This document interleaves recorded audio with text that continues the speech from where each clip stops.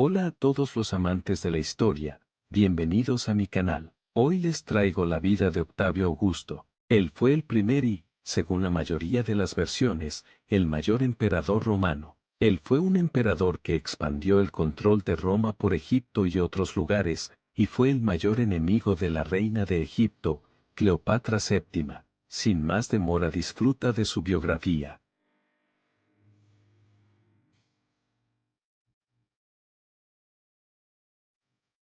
Octavio Augusto nació con el nombre de Cayo Octavio Turino el 23 de septiembre del 63 a.C. Fue hijo de Cayo Octavio y su segunda esposa Asia. Al nacer recibió el nombre Cayo Octavio. Un tiempo después, según Suetonio, se le agregó el cognomen Turino, probablemente por la victoria de su padre en Turio sobre una rebelión de esclavos en el 60 a.C. Dian Casio le da el nombre de Cetias, aunque es probable que esto sea un error y se trate de una corrupción de César. Debido a la superpoblación de Roma en esa época, Octavio fue llevado a la ciudad natal de su padre, Beletri, para ser criado ahí. En sus memorias el futuro emperador solo hace una breve referencia a su familia natural del orden ecuestre. Su bisabuelo paterno se había desempeñado como un tribuno militar en Sicilia, bajo el mando de Lucio Emilio Papo, durante la Segunda Guerra Púnica, mientras que su abuelo sirvió en varios puestos políticos regionales. Su padre, llamado también Cayo Octavio, fue pretor y gobernador de Macedonia, y su madre, Asia, era la sobrina de Julio César. Quedó huérfano de padre en 59 a.C., cuando tenía 4 años de edad. Su madre contraería nuevas nupcias con un exgobernador de Siria, Lucio Marcio Filipo, quien afirmaba ser descendiente del famoso conquistador, Alejandro Magno, y que fue elegido cónsul en 56 a.C.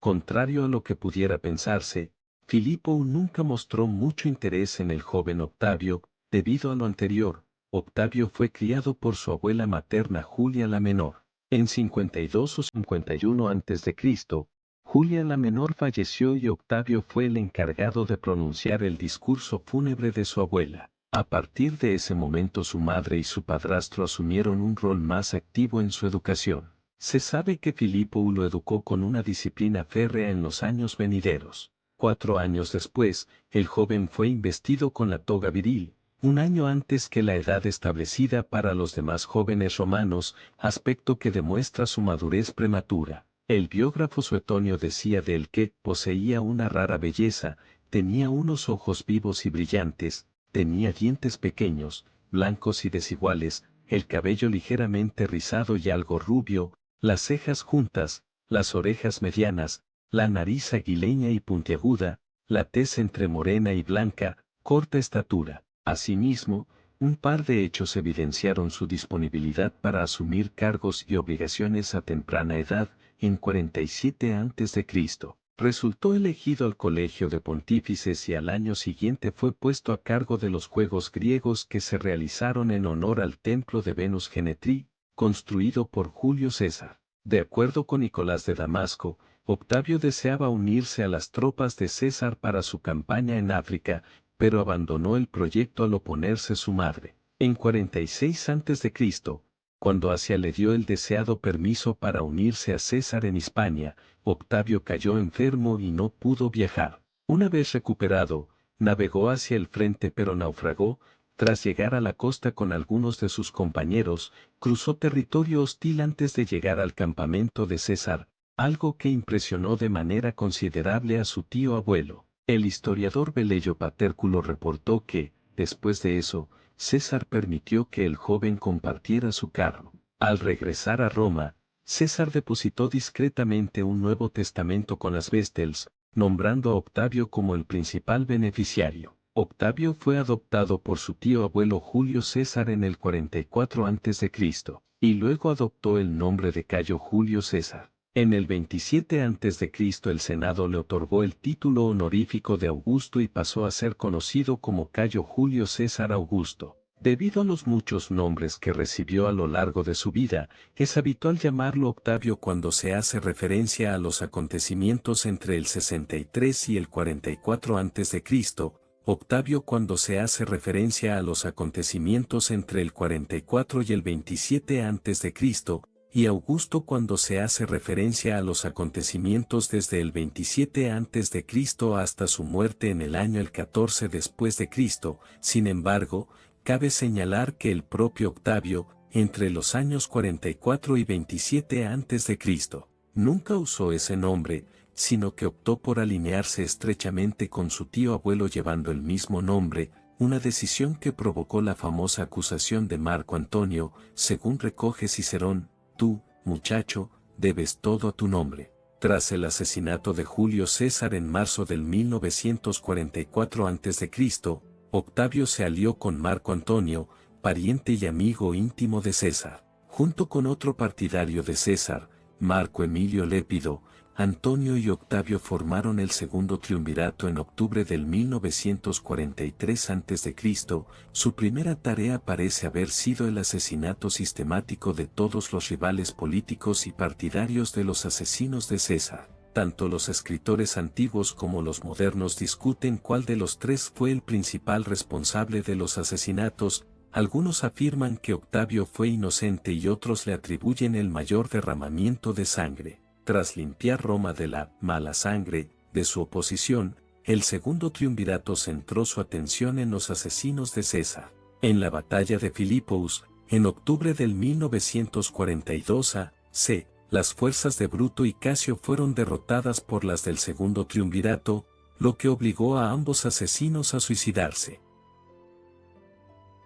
Para consolidar una alianza política, Augusto aceptó a la joven Claudia como esposa. No se sabe mucho de su matrimonio y sobrevive poca información sobre Claudia. Estas acciones causaron incomodidad política y social, pero cuando Augusto se divorció de ella para contraer un matrimonio más ventajoso con una acaudalada viuda llamada Escribonia, la propia Fulvia decidió emprender la acción. Ya que un hombre no necesitaba excusas para divorciarse en Roma, Augusto simplemente adujo que le resultaba molesta. El matrimonio de Augusto con Claudia nunca fue consumado, a pesar de haber durado varios años juntos. La devolvió a su madre con una carta informándola de que la devolvía en perfecto estado. Su destino posterior se desconoce. En el año 40 a.C. se casó en segundas nupcias con Escribonia, con quien un año después tuvo una hija, la cual se llamó Julia la Mayor, quien se convertiría en la única hija que tuvo Augusto. Aunque este matrimonio terminó con el nacimiento de Julia. Una leyenda cuenta que mientras su segunda esposa está embarazada de su hija Julia, Augusto se enamoró fulminantemente de una romana llamada Livia Drusila durante una fiesta, que en ese momento estaba casada y además embarazada de su segundo vástago. A pesar de ello, Augusto nunca se quitó de la mente a aquella mujer. Cuando ambos tuvieron a sus respectivos hijos, se separaron de sus anteriores parejas. En enero del año 38 a.C., Livia y Augusto se casaron. El matrimonio entre Livia y Augusto se mantuvo siempre junto, a pesar del hecho de que Livia y él nunca tuvieron un hijo juntos, y se sabe de un aborto de Livia. A pesar de ello, ella siempre disfrutó del privilegio de ser la consejera de confianza de Augusto, incluso diciéndose que Livia llegó a estar muy metida en los asuntos de su esposo. Entre el 38 y el 36 a.C., Octavio y Lépido lucharon contra Sexto Pompeyo, hijo de Pompeyo Magno, el gran rival de Julio César, por el gobierno de Roma, con la ayuda de Antonio desde Egipto. El segundo triunvirato resultó victorioso sobre Pompeyo, y Lépido, glorificado por el triunfo y confiado en su fuerza, insultó a Octavio ordenándole que abandonara Sicilia, el teatro de operaciones, con sus tropas. Sin embargo, Octavio ofreció a las tropas de Lépido más dinero del que éste podía pagar y su ejército desertó y se unió a Octavio. Lépido fue despojado de todos sus títulos, salvo el de pontífice máximo, y el segundo triunvirato llegó a su fin. Durante este tiempo, sin embargo, las relaciones entre Octavio y Marco Antonio comenzaron a deteriorarse. En el 40 a.C., en un esfuerzo por consolidar su alianza, Octavio había entregado a su hermana en matrimonio a Marco Antonio. Antonio, sin embargo, se había aliado estrechamente con la reina egipcia Cleopatra VII, amante de Julio César. Octavio acusó a Marco Antonio de haber abusado de su hermana cuando Antonio se divorció de Octavia a favor de Cleopatra en el 33 a.C., lo que llevó a Marco Antonio a escribirle a Octavio: ¿qué te molesta? ¿Por qué me acuesto con Cleopatra? Pero ella es mi esposa y lo he estado haciendo durante 9 años, no solo recientemente. ¿Realmente importa dónde o con qué mujeres obtienes tu excitación? Para Octavio,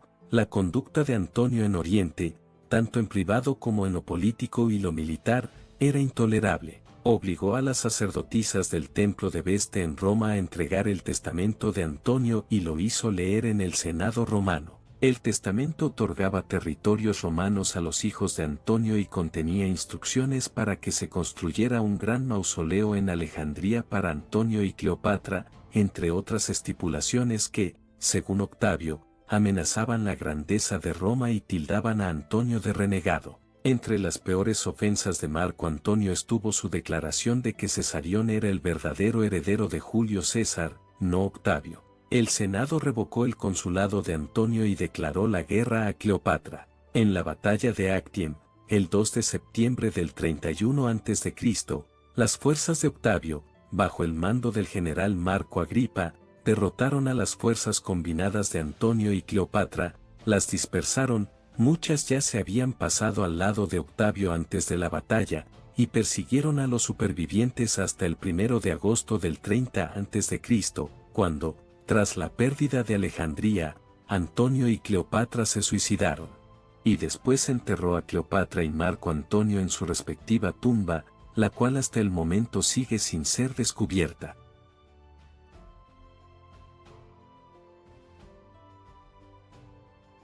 Octavio mandó estrangular a Cesarión, afirmando que 2 Césares son uno de más, y ejecutó al hijo mayor de Antonio por ser una posible amenaza para Roma. Octavio era ahora el gobernante supremo de Roma y todos sus territorios, pero, para evitar cometer el mismo error que su padre adoptivo de parecer codiciar el poder, Octavio tuvo cuidado de caracterizar todas sus estratagemas políticas como si fueran en beneficio de la República Romana. En enero del 927 a.C., Octavio renunció a sus poderes humildemente solo para recibirlos de vuelta del agradecido Senado, que también le otorgó el título de Augusto. Octavio tuvo cuidado de no referirse a sí mismo con ese título en ningún momento en público, simplemente llamándose princeps o primer ciudadano. Octavio jugó tan cuidadosamente el juego político en Roma que sus reclamos de restauración de la República parecían serios, incluso cuando obtuvo el poder supremo, lo que le dio control absoluto sobre Roma y sus colonias. El título de Augusto, que ya era popular entre los soldados de su ejército, consolidó su poder en las provincias como imperator o comandante en jefe, de donde se deriva la palabra inglesa emperador. El mes de agosto recibió su nombre en su honor. En el año 19 a.C., se le concedió el Imperium Maes, poder supremo, sobre todas las provincias del Imperio Romano y, a partir de ese momento, Augusto César gobernó de forma suprema, siendo el primer emperador de Roma y la medida por la que se juzgaría a todos los emperadores posteriores. En el año 2 a.C., Augusto fue declarado Pater Patrii, el padre de su patria. La época del reinado de Augusto fue una época dorada en todos los aspectos. La paz que Augusto restableció y mantuvo, hizo que la economía, las artes y la agricultura florecieran. Se inició un ambicioso programa de construcción en el que Augusto completó los planes realizados por Julio César y luego continuó con sus propios grandes diseños. En su famosa inscripción Las hazañas del divino Augusto, afirma haber restaurado o construido 82 templos en un año.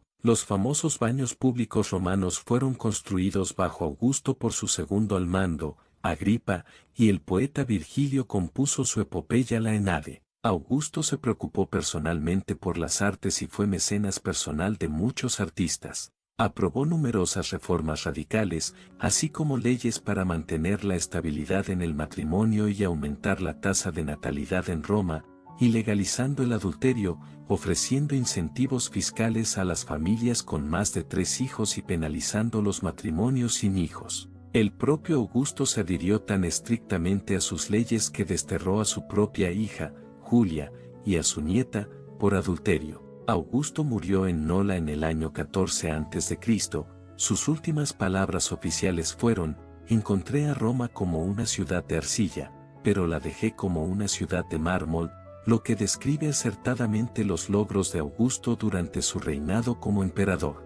Sin embargo, según su esposa Livia Drusila y su hijo adoptivo Tiberio, sus últimas palabras en realidad fueron: he interpretado bien mi papel, entonces aplaudan al salir. El cuerpo de Augusto fue llevado de regreso a Roma y el día del funeral, todos los negocios de Roma cerraron por respeto al emperador. Fue sucedido por Tiberio, a quien había adoptado en el año 4 a.C.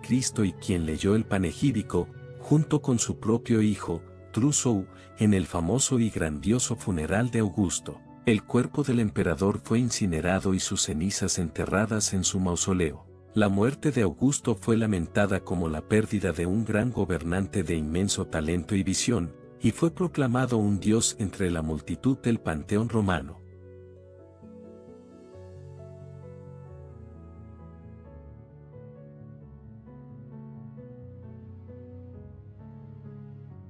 Augusto fue uno de los más grandes emperadores del Imperio Romano, incluso siendo considerado por muchos como el mejor emperador de la historia de Roma. También Augusto tuvo una gran ambición la cual lo llevó a lugares no esperados, por ello fue un ejemplo a seguir para muchos de los siguientes emperadores, no solo de su dinastía, sino de todo el Imperio Romano. Y bueno gente, espero que les haya gustado este video. Coméntenme cuál otra biografía le gustaría ver en el canal. Muchas gracias por el apoyo que está teniendo últimamente el canal, y les agradezco mucho por ver los videos, darles like y suscribirse, ya casi me demuestran que le está gustando mi contenido. Nos vemos en un próximo video y adiós.